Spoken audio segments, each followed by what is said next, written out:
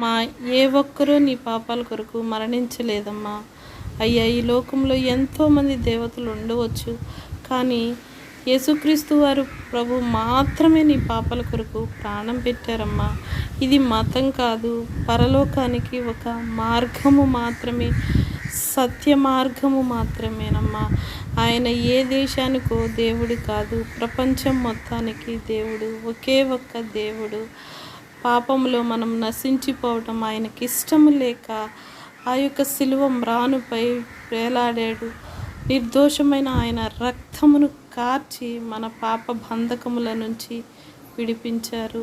ఎందరైతే ఆయనను అంగీకరిస్తారో అటు వారందరూ కూడా ఆయన కుమారులుగా పిలువబడతారు, ఆయన రాజ్యములో చేర్చబడతారు.